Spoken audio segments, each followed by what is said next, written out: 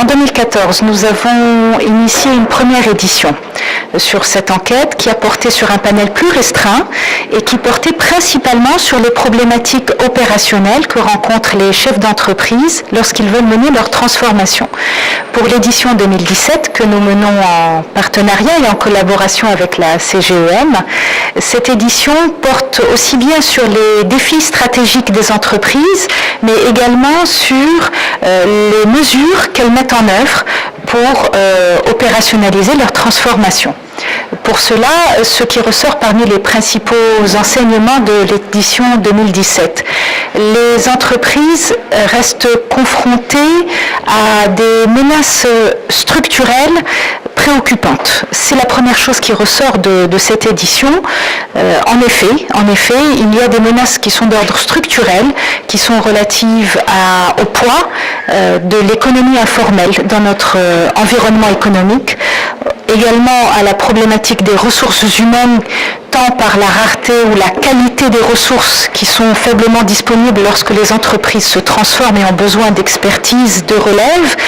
Et enfin, la troisième menace également qui ressort lorsque les entreprises veulent se transformer, sur les résistances au changement qu'elles peuvent rencontrer. Les dirigeants rencontrent des résistances au changement. Ceci dit, les principaux enseignements ne révèlent pas uniquement des difficultés ou des menaces, mais révèlent également des opportunités qui sont clairement identifiées par nos dirigeants d'entreprise.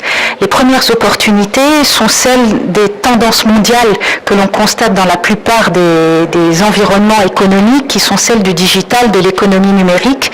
Et puis également, ce qui ressort très fortement, c'est que l'ouverture du Maroc sur l'international constitue une véritable opportunité pour nos entreprises.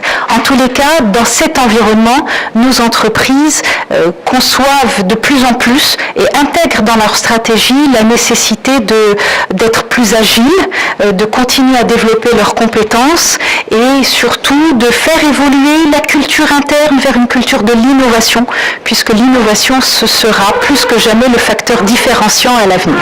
Bien, cette étude est intéressante à plus d'un titre. C'est pour nous, à la CGEM, ça nous renseigne sur les préoccupations de nos membres et donc ça oriente également notre action.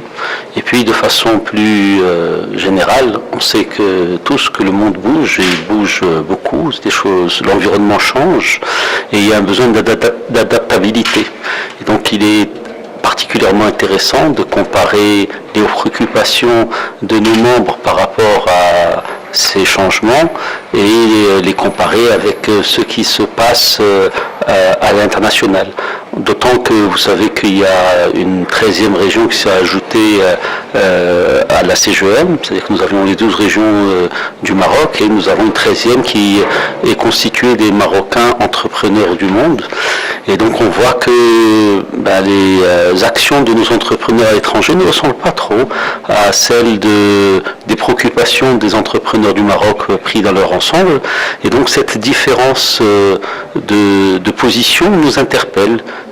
C'est-à-dire que finalement, les problématiques que Mme Ayouch a évoquées tout à l'heure pèsent sur le développement des entreprises et c'est une question qui est plus liée donc à notre environnement interne qu'aux compétences de nos managers, puisque nos managers et nos entrepreneurs, lorsqu'ils s'internationalisent, écoutez, ils se fondent parfaitement dans l'environnement qui se meut très vite.